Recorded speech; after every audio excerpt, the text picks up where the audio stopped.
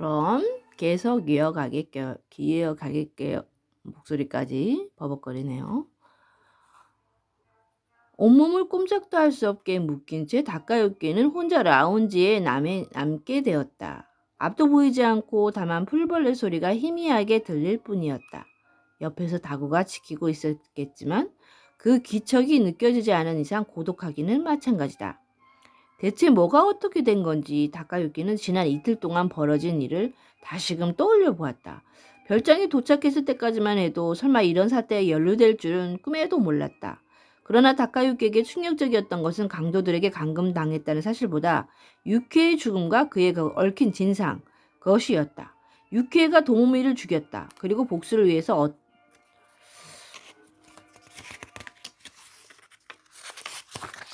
이번에는 노부이코가 유케이를 죽였다. 믿기지 않았다. 유케이가 필케이스 안에 약을 바꿔치기 했다고 하는데 과연 그런 일이 가능할까? 그러나 비어있는 필케이스에 약을 몰래 넣은 사람이 그녀라면 그럴 만한 이유가 반드시 있었을 것이다. 그런데 아무리 생각해도 유케이가 사람을 죽이는 따위 끔찍한 짓을 저지를 것 같지 않았다. 다카유키가 모르는 어떤 사정이 있었다고밖에 생각되지 않았다. 그날 유케이 씨가 도모미를 만난 것은 사실인 듯한데 그렇다면 어떤 생각이 다카유키 머리에 스쳤다. 그것은 도모미가 죽은 이후로 그가 계속 믿어왔던 사실을 송두리째 뒤흔드는 일이었다. 물론 이번 사건이 의미도 전혀 달라진다. 진정에 다시 한번 생각을 정리해보자. 스스로 자신을 다독이면서 다카유키는 기억을 차례대로 더듬었다. 그러자 불길한 상상이 점점 현실감을 띠기 시작했다. 그리고 유키가 자신을 사랑했다는 사실이 좀 더 명확하게 마음에 와 닿았다. 겨드랑이에서 땀이 흘렀다. 오늘 밤은 전에 없이 날씨가 시원하다. 땀이 날 만한 기온은 아니었다. 손발이 묶인 상태에서 다카유키는 몇 번이나 몸을 뒤척였다. 불길한 생각이 머리에서 떠날 기미를 보이지 않았다. 그가 끙끙거리며 밤을 지새우고 있을 때였다. 갑자기 어디선가 툭 하고 작은 물건이 떨어지는 소리가 들렸다. 이어서 나무판이 삐걱거리는 듯한 소리도 들렸다. 다카유키는 귀를 기울였다. 그러자 이번엔 유리문이 열리는 소리가 났다. 동시에 바람이 휘잉 불어왔다. 방향으로 보아보니 베란다 쪽인 듯했다. 다구가 베란다 문을 열었나? 하지만 그가 움직였다면 금방 알 수 있었을 것이다. 발소리가 유난히 크기 때문이다. 그 순간 우직근 바닥에 울렸다. 다카유키는 몸을 바짝 웅크렸다. 사람이 숨소리가 들렸다. 누가 옆에 있다. 그런데 다구는 아니다. 다구는 대체 어디 있는 거야? 바닥을 비비는 듯한 소리가 났다. 누군가 기어서 다가오고 있다. 누구야 하고 물으려 했다. 그러나 입에 재갈이 물려있어 소리가 나오지 않았다. 다카유키는 신음했다. 그 순간 누군가의 그의 발목을 잡았다. 신음소리가 목구멍에서 비명으로 바뀌었지만 거기서 더는 입 밖으로 나오지 못했다. 조용해. 귓가에서 목소리가 들렸다. 다카유키는 더욱 놀라지 않을 수 없었다. 노부이코의 목소리였다. 노부이코의 목소리였기 때문이다. 그가 살아있는 것인가? 험한 꼴을 당했군. 기다리세. 금세 풀어줄 테니. 눈가리가 없어진 뒤에야 실내가 깜깜하다는 것을 알 수 있었다. 그러나 계속 눈을 가리고 있었기 때문인지 윤곽이 어렴풋이 보였다. 모리사키 씨, 무사했군요. 노부이코가 제갈을 빼주자 다카유키가 소곤거리는 소리로 말했다. 주변을 둘러보았지만 다고의 모습은 어디에도 없었다. 간신히 살았네. 이래봬도 옛날에 다이빙 선수였거든. 더 높은 곳에서 다이빙을 한 적도 있지. 지금처럼 배가 나오지 않았던 시절이 얘기지만. 노부이코는 다카유키 손발도 풀어주었다. 죽기로 작정했는데 말이야. 세상 참 어이없지. 왜 여기로 돌아오신 겁니까? 처음에는 돌아올 마음이 없었네. 죽지 못했다는 것을 알았을 때 멀리 가버릴까 생각도 했지. 과거의 나 자신을 버리고 소일거리나 하면서 살적 말이야. 전에 그런 생활을 동경한 적이 있거든. 대기업 사장이 꿈꿀 만한 얘기다. 그런데 곰곰이 생각해보니까 내가 얼토당토 많은 실수를 저지르지 않았나 싶은 거야. 실수란 유키에 씨를 죽인 건 말씀인가요? 그래, 그렇다고 복수한 걸 후회한다고 얘기는 아닐세. 그건 누구라 뭐래든 반드시 해야만 하는 일이었어. 다만 복수할 상대가 정말 그녀였는지 의문스럽군. 무슨 말씀입니까? 처음부터 설명을 해야 이해가 가겠지. 몸 여기저기가 아픈지 노부이코가 얼굴을 찡그리면서 말을 이었다. 사건의 진상은 대개 심호조 양이 얘기한 그대로야. 참 대단하지? 다들 어쩔 줄 모르고 우왕좌왕하는데 혼자서만 냉정하게 머리를 굴리고 있었으니 말일세. 그녀를 비서로 발탁한 사람이 바로 나인데 내 안목이 틀리지 않았더군. 머리가 정말 잘 돌아가는 여자야. 지나치다 싶을 정도 말이야. 그녀는 모리사키 씨가 처음부터 복수할 목적으로 이번 여행을 계획했다고 했는데요. 그래, 많은 말이야.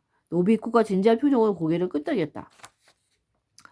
육회에 의혹을 품었던 것은 아까 시모조 양이 설명한 그대로이고 그것이 확신으로 바뀐 것은 도모미 일기를 발견했을 때였지. 거기에는 주로 자네에 대한 우리 딸이 마음이 알알이 적혀 있었어. 아버지로서 질투가 날 정도 말이야. 그런데 죽기 전 날짜를 읽어보니 육회에게 자네를 빼앗길지도 모른다는 두려움에 떨고 있더군. 그래서 확신하게 된 거야. 육회에게 도모미를 살해할 동기가 있었다는 사실을 말이지. 그걸 아신 후에 곧바로 복수를 하지는 않은 거군요. 무대 설정에 집착한 것은 아니지만 단순히 죽이는 것만으로는 성이 차지 않았어. 도무미가 죽은 이곳에서 유케이도 죽어 마땅하다고 생각했지. 하지만 경찰이 움직일 수도 있고 용의자의 범위도 한정되는데 위험하다는 생각이 안 드시던가요? 그래서 여러 가지로 방법을 생각해봤지. 이상적인 방법은 자살로 위장하는 거였어. 도무미를 죽인 죄로 괴로워하다가 끝내 호수에 몸을 던진다. 그게 내가 처음 쓴 시나리오였네. 그 시나리오대로 잘 되지 않았을 경우에는 외부 사람이 범죄를 가장해서 죽이기로 했지. 유키가 모두에게 사랑받은 아이라는 사실을 알면 경찰도 내부 소행이라는 생각은 하지 못할 테니 말이야. 과연 하고 다카유기는 고개를 끄덕였다. 과연 노부이코가 이상적인 방안은 물론 대안까지 마련해 놓았다. 그런데 전혀 예상치 못한 사건이 벌어진 거군요. 그래, 전혀 예상치 못했지. 노부이코가 씁쓸하게 웃으면서 한숨을 쉬었다. 일이 설마 이렇게 될 줄은 꿈에도 몰랐네. 강도가 침입할 거라고 전혀 예상하지 못했거든. 그런데도 복수 계획은 변경하지 않으신 거군요. 아니죠? 이렇게 복잡한 상황까지 이용하려고 하신 건가요? 이 상황에서 사람을 죽이면 강도의 짓을 위장할 수 있겠다고 여겼는데 내가 내 제정신이 아니었지. 노베이크는 오른손으로 자신의 어깨를 주무르고는 두세 번 목을 돌렸다. 관절에서 우두둑 소리가 났다. 정작 실행하고 보니 유리한 게 전혀 없더군. 최대의 오사는 외부인이 범죄의 가능성을 깡그리 없애고 말았다는 거야. 생각해보면 당연한 일인데. 특수한 환경에서 살인을 이라는 어마어마한 일을 치료하다 보니 내가 판단력을 잃은 것 같아. 그래도 일단 목적은 달성했지 않습니까? 일단이라. 그랬군. 그래, 일단은. 노부이코가 우울한 표정 지었다. 무슨 문제라도 있는 겁니까? 복수할 상대가 따로 있었는지 또 모른다는 말씀을 하셨는데요. 바로 그거야. 육회를 죽일 때 얘기를 좀 해야겠군. 우선 예의 문을 잠그지 말고 기다리는 메모 말이야. 실은 그 메모에 자네 이름이 있었어. 제 이름을요? 그래, 메모를 쓴 사람이 자네라는 걸 알면 그녀가 메모에 적힌 대로 할 거라고 생각했던 거지. 그리고 그런 내 예상은 보란듯이 적중했어. 우선 나는 밤새 문틈으로 진이라는 산의 동향을 살폈지. 언젠가는 화장실에 갈 테니 그 틈을 노리는 자였어. 그리고 거대한 기대한 대로 놈이 사라진 순간 나는 내 방에서 뛰어나가 그녀의 방으로 향했지. 문이 잠겨있지 않아서 쉽게 들어갈 수 있었어. 유키에는 자지 않고 자네를 기다리고 있더군. 그런데 느닷없이 내가 들어가니까 뜻밖이고 실망스럽다는 표정을 지었어. 그래서 그녀에게 물었지. 도모미의 필케이스 약을 넣었냐고 말이야. 그랬더니요. 그녀는 무슨 말인지 잘 모르는 듯 했어. 그러다 몇 초에 알아차린 것 같더군. 그 커다란 눈은 더 크게 부릅뜨 떴으니 말이야. 그리고 말하더군. 네, 하지만 그럴 만한 사정이 있었어요 하고 말이야. 그런데 나는 그 사정이라는 것을 듣지 않았어. 그녀의 반응으로 충분하다고 생각했으니까 틀림없다. 이 아이가 우리 딸 도무미를 죽였다. 그렇게 확신했네. 나는 자상한 고모부의 표정을 지으면서 그녀에게 다가가 재빨리 등 뒤로 돌아가서 주저없이 등에 칼을 꽂았어. 그녀는 거의 아무런 소리도 내지 못했지. 고통스럽게 그리고 슬픈 눈으로 나를 보았을 뿐. 그런다고 말을 이으려던 노부이코의 얼굴이 흐려졌다. 그녀가 고개를 힘없이 흔들면서 딱 한마디 이렇게 말하더군. 다른 사람이에요. 하지만 쟤는 같죠라고 말이야. 쟤는 같다? 그래, 분명히 그렇게 말했어. 그러니까 그녀는 필케이스에 약을 넣은 것은 인정하지만 죽이려고 한 사람은 자신이 아니라고 말하고 싶었는지 몰라. 그런데 난 그 시점에서 거기까지 생각할 여유가 없었네. 사람을 죽였다는 공포감 때문에 머리가 전혀 돌아가지 않았어. 메모를 정리하고 한시 바삐 그곳을 빠져나가야 한다는 생각밖에 없었지. 나는 문을 조금 열고 바깥을 살피면서 진이 아직 돌아오지 않았다는 것을 확인한 후 그녀의 방에서 나오려고 했어. 그런데 그때 등 뒤에서 무슨 소리가 나는 거야. 노부이코가 다카유키의 눈을 바라보며 말했다. 돌아보니 유케이가 일기장을 찍고 있더군. 그녀가 그걸 어떻게 한 줄 아나? 다카유키는 고개를 저었다. 노부이코가 말했다. 자기 입속에 밀어 넣었어. 입속에요? 아마도 그 페이지에 무슨 일이 있어도 반드시 숨겨야 하는 내용이 적혀 있었던 거겠지. 난 그걸 빼앗고 싶었지만 그때 공교롭게도 진이 화장실에서 나오는 소리가 들리는 거야. 우물쭈물 여유가 없었어. 그래서 곧장 내 방으로 돌아가겠네. 유키가 찢어낸 페이지 도우미를 죽인 사실에 대해 적지 않았을까. 그래서 더 사람들 눈에 띌까봐 그런 짓을 한 게 아닐까. 난 그렇게 생각했지. 그렇군. 그녀가 입속에 넣어버렸단 말이지. 그렇다면 발견되지 않은 것이 당연하다고 다카유키는 생각했다. 그런데 마음을 가라앉히고 생각해보니 죽음을 앞둔 상태에서 그런 짓을 할 필요가 있을까 하는 의문이 든 거야. 나는 혼란스러웠네. 그리고 전혀 다른 가능성이 있다는 걸 깨닫게 되었지. 노부이코의 관자놀이가 움츠리고는 것이 보였다. 다카유키는 침을 꿀꺽 삼켰다. 다른 가능성이라면 어떤? 그녀가 유키에가 누군가를 보호하려 했을 가능성이지. 그녀가 그래야 그녀가 쟤는 같다고 한 말에 비로소 의미를 갖게 되지 않겠나? 나는 그렇게 생각했어. 자, 이제 유키가 아닌 인물 X를 상정해 보자고. X는 도우미의 목숨을 노렸어. 그 방법으로는 수면제를 바꿔치기 하면 되겠다고 생각했지. 아무것도 모르는 도우미는 그날 약이 쓴 필케이스를 목에 걸고 교회로 갔고 돌아오는 길에 유키를 만났어. 우연히 만났는지 사전에 만나기로 약속을 했는지 분명하지 않네. 아마 사전에 약속을 했겠지? 하고 다카유키는 생각했다. 우연이라고 생각하기에는 지나치게 타이밍이 절묘하다. 근데 도우미는 유키의 약 앞에서 약을 먹으려 하지 않았나 싶어. 물론 도우미는 진통제를 먹으려 한 것이지. 그런데 유키에는 그 약이 수면제라는 것을 알고 있지 않았을까? 즉 유키에는 누군가가 도우미의 목숨을 노리고 있다는 걸 알았던 거야. 조금 더 구체적으로 말하면 그게 누구인지 짐작하고 있었던 게 아닐까 싶네. 어떻게 짐작할 수 있었을까요? 분명한 것은 알 수 없지만 그게 아니야. 아마 노부이코는 잠시 말을 끊고 고개를 한번 끄덕인 후에 다시 말을 했다. 유키에게 아주 소중한 인물이었겠지. 그래서 도몸이 죽음을 알았을 때 그녀는 우선으로 필케이스 안에 들어있던 약이 수면제였다는 것을 누구도 모르게 해야 한다고 생각했을 거야. 그리고 유품을 봤을 때 나몰 약을 채워놓았지. 그러니 죽어가면서 쟤는 갔다고 말란 것이 아니겠나? 그랬었군. 다카유키는 주먹을 꽉 쥐었다. 온몸이 뜨거워졌다. 지금까지 당치도 않은 착각을 하고 있었다. 아무튼 내가 큰 실수를 저지르고 말았어. 이렇게 된 이상 도망 다닐 순 없지. 경찰이 잘 써야겠네. 죗값을 치러야지. 하지만 저 유케씨 살인은 강도들에게 죄를 덮어씌울 수 있잖아요. 죗값을 치르더라도 자수는 하지 않은 편이 더 가족을 위해서라도. 그러한 노비권은 고개를 졌다. 그렇게 할 수 없네. 유케가 동무미를 죽였다면 놈들에게 죄를 덮어씌울 수도 있겠다고 생각했지만 하지만 사건의 진상은 아직 모르는 거 아닙니까? 정말 유케 씨가 동미를 살해했을지도 모르는 일이고요. 아니, 그렇지 않아. 냉정하게 생각해보면 알 수 있는 일이래. 유케의 그런 짓을 할 수 있는 성품이 아니야. 무엇보다 그 일기장 조각을 보면 알 수 있지 않나? 내가 여기로 돌아온 것은 그게 가장 큰 목적이었네. 노부입구가 비틀거리며 걸음을 옮겼다. 2층으로 갈 생각인 듯했다. 다카유가 그의 손을 붙들었다. 이러시면 놈들에게 들킵니다. 상관없어. 사정을 다 털어놓을 생각이네. 이 손 놓게나. 그럴 수는 없어요. 다카유는 천천히 고개를 저었다. 자신 안에서 뭔가 거무스름한 기운이 퍼지는 것을 느꼈다. 놓아드릴 수 없습니다. 뭐라고? 노부이코가 의아하듯 표정 지는 것과 동시에 다카유키의 두 손이 그의 목을 조르기 시작했다. 동무이가 싫어진 것은 아니었다. 다만 그녀의 결혼에 망설임을 느끼기 시작했다. 물론 그날 그러니까 밸런타인데이 다음날 유케이를 만났기 때문이었다. 사랑 고백이라도 할 수 있는 그녀의 말을 들었을 때부터 도모미에 대한 다카유키 마음이 서서히 변하기 시작했던 것이다. 유케이를 처음 만났을 때 다카유키는 그녀의 매력에 강렬하게 끌렸다. 그녀의 순수함, 솔직함, 사랑스러움이 그의 마음에 한순간에 사로잡았다. 그러나 그렇다는 것을 자학하지 못했다. 아니, 자학하지 않으려고 애썼다는 게 맞을 것이다. 그녀에게 끌리는 자신이 마음을 모르는 척 예민한 것이다. 그런데도 도모미가 공연을 보러 같이 가자고 해서 만나게 되면 다카유키는 도모미와 단둘이 있을 때와는 다른 설렘을 느꼈다. 그런 와중에 유케의 마음을 알게 된 것이다. 분명히 본인이 입으로 말한 것은 아니지만 그녀가 자신을 사랑하고 있다는 것을 감지할 수 있었다. 도모미를 행복하게 해달라. 절대 슬프게 하는 일이 없도록 해달라. 그녀는 그렇게 말했지만 다카유키 마음은 오히려 불타올랐다. 무슨 수를 써든 유케와 맺어지고 싶었다. 도모미와의 관계를 청산하고 싶다고까지 생각하게 되었다. 약혼을 파기할 수 없었던 것은 아니다. 비난을 감수할 각오로 다카유키가 제 입으로 말하면 되는 일이었다. 그러나 두 가지 이유 때문에 그럴 수 없었다. 한 가지는 도모미와의 약혼을 파기한다 하더라도 유케와 결혼하기는 어려울 것이라고 판단했기 때문이다. 주위 사람들도 용납하지 않겠지만 유케의 성품으로 봐 다카유키 청혼을 받아들이지 않을 것이 분명했다. 또 한 가지는 다카유키 회사가 노부이코의 지원 덕분에 성장했다는 점이었다. 지금 와서 노부이코를 배신한다면 앞날이 힘들어질 게 뻔했다. 해결책을 찾지 못한 채 결혼식 날짜가 다가왔다. 도모미는 결혼식 준비를 차근차근 해 나가고 있었다. 이미 뒤로 물러설 수 없는 상황이었다. 그런데 일과 관련해서 알고 지내는 지인에게 약을 얻었다. 수면제였다. 하얀 캡슐로 효과가 좋았다고 했다.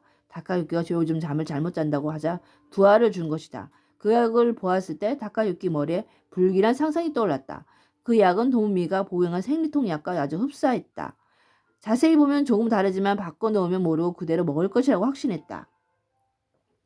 도무미가 마지막으로 얘기할 게 있다면서 교회로 가던 날 아침 다카유키는 틈을 모아 필케스 약이 안의 약을 바꿔치기 했다. 그녀가 생리 중이라는 것을 알고 있었다. 그녀를 배웅한 후 다카유키는 후회와 불안에 휩싸였다. 그녀가 과연 그 약을 먹을까? 약을 먹고서 운전 중에 졸다가 사고를 일으킬까? 내가 이 끔찍한 짓을 한 것인가? 하지만 그녀가 반드시 죽으리라는 보장은 없다. 어딘가에서 잠시 잠을 청할 것이다. 괜찮다. 죽지 않는다. 그렇게 생각하는 한편으로는 어떻게든 일이 잘 풀려서 사고가 났으면 하는 바람도 있었다. 그런 상태였기 때문에 그런 일이 통손에 잡히지 않았다. 연락이 조금만 늦게 왔다면 다카유키 쪽에서 교회로 전화를 걸었을지도 모른다. 그런데 연락이 왔다. 불행하게라도 하라고 해야 할 것이다. 그것은 도모미의 죽음을 알리는 연락이었다. 그 순간 두 가지 감정이 그의 가슴에 움텄다. 자신이 손을 더럽히지 않았다는 안도감, 그리고 이제 그 모든 일이 잘 풀릴 것이라는 기대감. 그럼에도 차를 몰고 도모미의 시신을 인사하러 가는 동안에는 그녀의 줄거던 추억이 떠올랐다. 그 추억은 그의 마음을 격렬하게 뒤흔들었다. 그리고 정신을 차렸을 때 그의 뒷뺨에는 눈물이 흐르고 있었다. 도무미를 죽이고 말았다. 다카유키는 죄책감을 느끼면서 경찰서로 달려갔다. 시신을 보지 않아도 되는 것이 그나마 다행이었다. 가령 그녀의 시신에 상처 하나 없었다고 해도 그럴수록 더욱이 똑바로 볼 수 없었을 것이다. 도쿄로 돌아오는 도중에 도모미의 유품을 볼 기회가 있었다. 필케이스로 돌아온 것은 그녀가 역시 수면제를 먹고 죽었는지 확인하고 싶어서였다. 그런데 뜻밖이었다. 케이스 안엔 약이 들어있었다. 하얀 캡슐 2개. 그렇다면 도모미는 아무것도 먹지 않았다는 얘기다. 그때의 기쁨을 다카유키는 말로 표현할 수 없었다. 자신이 도모미를 죽였다고 믿고 있었는데 실제로는 그렇지 않았던 것이다. 도모미는 정말 사고로 죽은 것이다. 다카유키 마음속에서 죄책감이 점차 엷어져 갔다. 약혼자를 죽이는 현 행위는 용서받을 수 없겠지만 아무튼 그녀의 사인과는 무관하다. 가슴에 맺힌 응어리가 단숨에 풀렸다. 그래서 다카유키는 이 별장에 와서 게이코의 추리를 듣는 동안에도 평정을 유지할 수 있었던 것이다. 도우미가 누군가에게 당했을지도 모른다는 얘기에는 관심이 있었지만 그 범인은 자신이 아니라고 확신하고 있었다. 불안을 느끼기 시작한 것은 시모조 레이코의 추리를 들었을 때였다. 그녀는 유키에가 도모미 필케이스에 약을 채워 넣었을 것이라고 했다. 그렇다면 도우미가 그 약을 먹었다는 뜻이 된다. 그녀가 먹은 약은 어떤 약이었을까? 그리고 노부이코의 말을 들었을 때 마침내 모든 것이 명백해졌다. 교회 근처에서 도우미를 만난 유케는 도우미 필케이스에 들어있는 약이 수면제라는 사실을 알게 된 것이다. 약을 바꿔치기 한 사람이 다카유키라는 사실도 아마 눈치챘을 것이다. 그래서 그녀는 도우미의 유품을 보았을 때 몰래 약을 채워놓은 것이다. 물론 그러한 행동은 도우미의 살해한 범인인 다카유키를 보호하기 위한 것이었다. 아마도 그런 내용이 유케의 일기장에 쓰여 있었을 것이다. 그래서 죽기 직전에 그 페이지를 어떻게든 숨겨야겠다고 생각한 것이다. 그러려면 사귈 수밖에 없다. 아마 노부이코의 추리에 맞을 것이다. 다카유키는 노부이코의 목을 조르는 손에 힘을 주었다. 이런 일을 하고 싶지 않았다. 그러나 노부이코가 모든 것을 명백하게 밝히면 다카유키 범행도 표면화될 것이다. 노부이코를 죽여서 다시 한번 베란다 너머로 던져버리면 아무 진상을 알 수 없다. 노부이코의 눈에 슬픈 빛이 어렸다. 용서하십시오. 다카유키는 고개를 돌리고 두 손에 더욱 힘을 주었다. 그때 갑자기 주변 분위기가 달라졌다. 라운지 전체가 밝아진 것이다. 다카유키는 노부이코의 목에서 손을 떼고 사방을 둘러보았다. 2층 복도에 모두가 나란히 서서 그를 빤히 내려다보고 있었다. 무슨 일이 벌어진 것인지 다카유키는 상황을 전혀 파악할 수 없었다. 아스코와 도시아키가 게이코가 점점 감정 없는 눈으로 자신을 바라보고 있었다. 발체에는 노부이코가 목이 졸린 탓에 컥컥거리고 있었다. 여보 괜찮아요? 아스코가 계단에서 내려와 노부이코 옆으로 뛰어왔다. 괜찮아. 사람이 어디 그렇게 쉽게 죽나? 숨을 고르는 듯 어깨를 들먹거린 후 노부이코는 다카유키를 올려다보네 보았다. 역시 자네가 도무미를 죽였나? 아니요. 다카유키는 뒤로 물러나면서 나란히 선 사람들의 얼굴을 차례를 들어 보았다. 머릿속이 혼란스러웠다. 자신이 놓여있는 상황을 이해할 수 없었다. 솔직하게 말해요. 당신이 수면제를 넣었던 거죠? 그래서 도모미가 개코가 그렇게 말라고 입술을 깨물었다. 아니야 그건 아니라고. 뭐가 아니라는 거지? 아버지까지 죽이려는 놈이. 그러니까 그게 아하하하하 아니라니까요. 다카유키는 무의식 중에 웃고 말았다. 전혀 우습지 않은데 머리가 어떻게 된 것일까? 아 아니라고요. 이건 사고입니다. 네 그러니까 문제가 생겨서 아무것도 아닙니다. 숨기려 해봐야 소용없어. 그럼 왜 아버지를 죽이려 한 거지? 어디 설명해보라고. 그러니까 그게 다가육기는 딱딱하게 굳은 얼굴로 그들을 올려다보았다. 하얗게 얼어붙은 시선이 그를 향해 있었다. 마침내 그는 이 사태가 몹시 부자연스럽다는 것을 깨달았다. 이게 어떻게 된 일이죠? 다카유키가 물었다. 여러분 모두 내가 모리사키 씨와 나눈 이야기를 들었다는 겁니다. 게다가 그는 진과 닭으로 보았다. 저자들까지? 그러다 진이 입술을 실룩거리며 말했다. 털어놓으시죠? 약을 바꿔치기 한 거 맞죠? 그렇게 해서 도모미 씨를 죽인 후에 유키에 씨와 결혼하려고 했던 거죠? 지금과는 전혀 다른 말투였다. 다카유키는 입을 쩍 벌렸다. 너희들은 대체 누구야? 질문이 이쪽이 하고 있잖아. 도시아키가 말했다. 대답해. 도모미 말 필케이스에 들어있는 약을 바꿔치기 한 게 맞지? 몰라. 모릅니다. 무슨 소리 하는 건지 전혀. 의외로 끈질기군. 어쩔 수 없이 다고치 씨 부탁합니다. 도시아키가 다고치 씨라고 부른 사람은 덩치 큰 남자 다고였다. 고가 고개를 끄덕이더니 유케이 방문을 열어서 안에 대고 나오시죠 하고 말했다. 천천히 방에서 나온 사람을 본 다카유키는 벌른 입을 다물지 못한 채 이 몸을 떨었다. 거기 서 있는 사람은 죽은 유케이였다. 그녀는 슬픈 눈빛으로 다카유키를 보면서 말했다. 부탁해요. 사실대로 말라세요.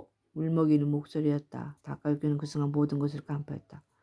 이제 알겠나? 노비쿠가 말했다. 지난 4일 동안 이 별장에서 있었던 일은 모두 연극이었네. 강도들이 침입한 것도 살인 사건도 모두 다. 왜 그런 일을? 왜? 그거야 뻔뻔하지. 자네가 살인을 증명하기 위해서였어. 살인? 그래. 그러기 위해서 이렇게 대대적인 연극을 기획한 거야. 2층에 있는 사람들이 줄줄이 계단을 내려와 다카유키와 노부이쿠를 에어서트에 앉았다. 지는 권총을 갖고 있지 않았다. 다고는 신무줄에 있고 허리를 한 팔로 안고 있다. 도모미가 사고로 죽었다는 사실을 믿을 수 없는 부모 마음이 출발점이었어. 부모라면 당연히 그렇겠지. 그래서 수없이 조사를 했고 그 결과 중대한 정보를 얻을 수 있었지. 그것은 도모미 차가 수출하기 직전 사고 지점 부근에서 일단 멈췄다는 목격자 증언이었네. 즉 도모미는 차를 일단 정지시켰다가 다시 절벽을 향해 달렸다는 것 뜻이지. 그러니 졸음운전이었다고 생각하기는 어려워. 어느 모로 보나 자살이지. 자살? 그래 자살. 하지만 그 동기를 전혀 알 수 없었어. 그런데 그날 유키에가 도모미를 만났다는 얘기를 듣고서 나는 그녀에게 물었네. 도모미 태도에 이상한 점이 없었냐고 말이야. 유키에는 처음에는 아무것도 모른다고 했지만 몇 번이나 추궁하자 결국 말해주었어. 필케이스 얘기를. 다카유키는 유키에를 보았다. 그녀는 고개를 푹 숙이고 있었다. 그런 그녀에게 노부유키가 말했다. 그 얘기를 이 자리에서 다시 한번 해주겠니? 유키의 몸을 떨며 얼굴을 들더니 희미하게 고개를 끄덕이고 나서 다카유키를 외면한 채 얘기를 시작했다. 그날 전 도모미 언니와 교회 근처에 있는 찻집에서 만나기로 약속했어요. 도미 언니가 먼저 연락을 해서 할 얘기가 있다고 하더군요. 왜 그런 장소에 만나자고 하는지 그때는 전혀 몰랐어요. 만나서 언니는 좀처럼 본론을 꺼내지도 않았어요. 그러다 약을 먹어야겠다면서 필케이스에서 약을 꺼내더군요. 무심결에 그 약을 본 저는 깜짝 놀랐어요. 그 약은 진통제가 아니었기 때문이죠. 아주 비슷하게 생겼지만 전혀 다른 약이었어요. 제가 그 얘기를 했더니 언니가 깜짝 놀랐네 얼굴을 하더니 이내 억지로 웃는 표정을 지었어요. 그리고 말하더군요. 어머나 정말이네. 내가 약을 잘못 넣었나 봐. 그렇게요. 언니는 결국 그 약을 먹지 않았어요. 제가 우연히 언니가 먹는 약과 똑같은 약을 갖고 있었거든요. 그래서 두 알을 언니에게 주었죠. 그런데 도미 언니는 그때부터 얘기를 하면서 자신이 정신이 다른 데가 있는 것 같고 안색도 몹시 안 좋았어요. 헤어질 때 언니에게 나를 만나러 하려던 말이 뭐냐고 물었더니 아무것도 아니라고 대답했습니다. 먹지 않았다고? 도우미가 수면제를 먹지 않았단 말인가? 얘기를 들을 때 퍼뜩 깨달았어요. 아스코가 입을 열었다.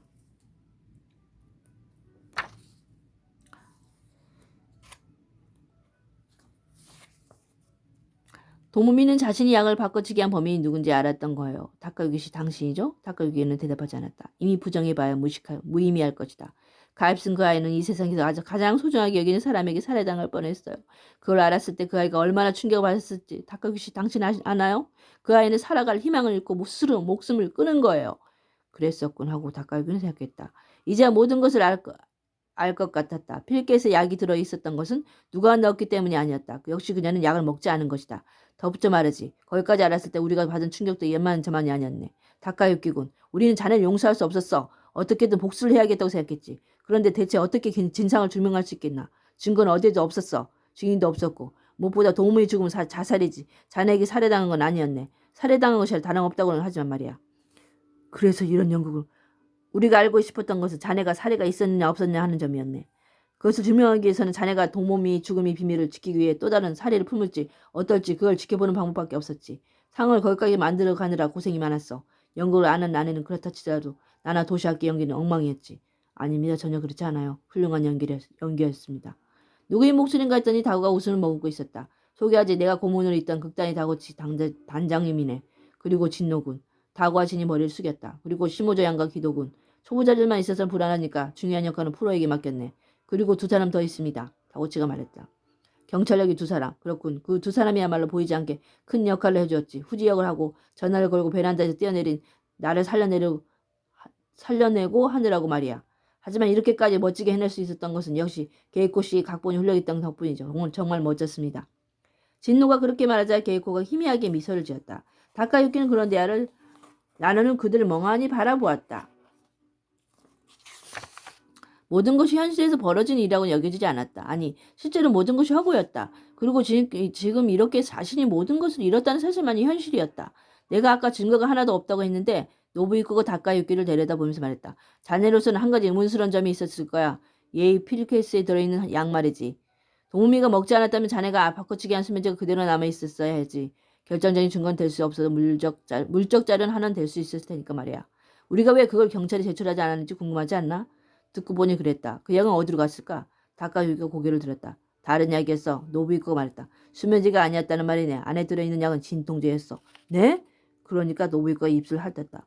도우미는 유키에게 받은 약 필케이스에 넣고 수면제를 버린 거야. 그런 상태에서 자살을 한 거네. 왜 그 아이가 그렇게까지 했는지 자네 알겠나? 다카유키는 고개를 젓다. 머릿속에 하에서 생각할 기력도 없었다.